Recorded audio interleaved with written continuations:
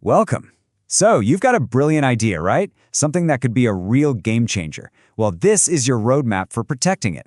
We're going to break down the Indian Patent Act, step by step, to show you exactly how to turn that amazing invention of yours into a legally shielded asset. It really is the question that every single innovator faces. You've poured your heart and soul into creating something new, something valuable, so what's your next move? How do you make sure nobody else can just swoop in and claim it as their own?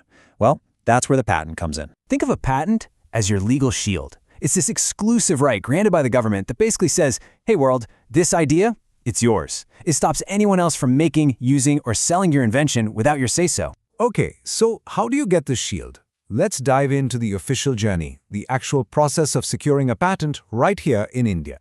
And here it is. This is the complete roadmap we're going to follow. It's a 7-step process, and we're going to cover everything from that initial bit of research all the way through to making sure your protection stays strong for years and years to come. Now, before you even think about sending in an application, there is some really crucial homework you have to do. I'm not kidding. Getting this part right can literally make or break your entire patent claim. So, step 1 is a deep dive into what's already out there. You're hunting for something called prior art. And that's basically any evidence that your invention, or something super similar, is already known. This search is absolutely critical because you see, to get a patent, your idea has to be genuinely new and inventive. So once you're pretty confident your idea is unique, it is time to create its legal blueprint. This document, the patent specification, it's probably the single most important piece of paper you will create in this entire process. And your application has 2 really crucial parts. First, you've got the description. Think of this as telling the story of your invention, how it works, what it does, the whole shebang.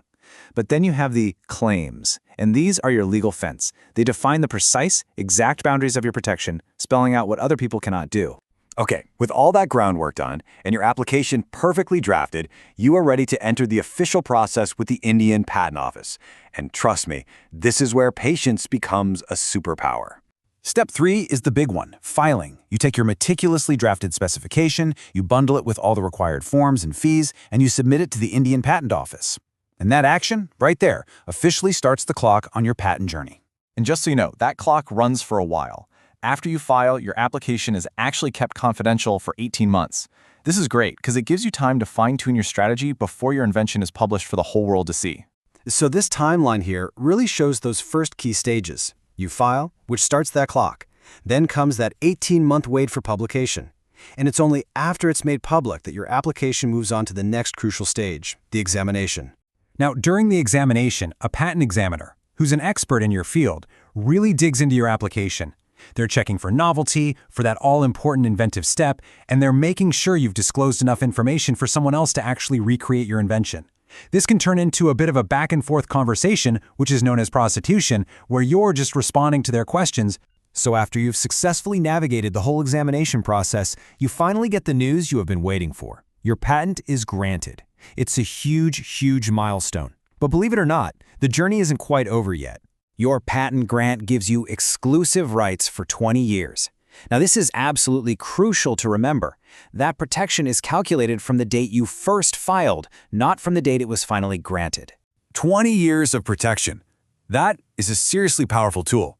But you might be wondering, does that mean you can just set it and forget it? Well, not exactly. Owning a patent actually comes with an ongoing responsibility. And that responsibility is renewal. To keep your patent active for that full 20-year term, you have to pay annual renewal fees. Think of it like a subscription.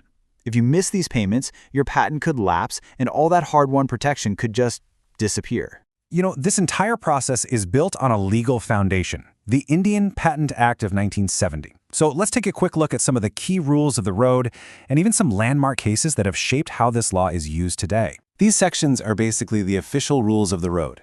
Section 3, for instance, is a really big one. It lists all the things that you simply cannot get a patent for in India, no matter how clever they are. And Section 11A is one to keep an eye on because it can offer a kind of fast track for examination if you meet certain conditions. But you know, rules on paper are one thing. How they're actually applied in the real world is another. The case of Farid Alani versus the Union of India became a really key test for the examination process itself. So what this ruling did was it reinforced just how seriously the Patent Office has to take its job of examining every single claim. It really hammered home the point that an invention doesn't just have to be new, it also has to involve a genuine inventive step. Something that isn't just obvious to another expert in the field. Another huge landmark case, especially for the pharmaceutical industry, was the big battle between Novartis and the Union of India.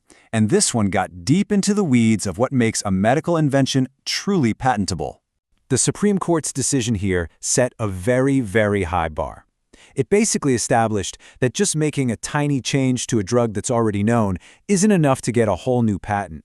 The new version has to prove it actually works significantly better as a medicine. It has to show what they call enhanced therapeutic efficacy. So there you have it, the inventor's roadmap, from a simple idea all the way to a fully protected asset. The path is clear and the rules are set. So the only real question left is, what will you protect?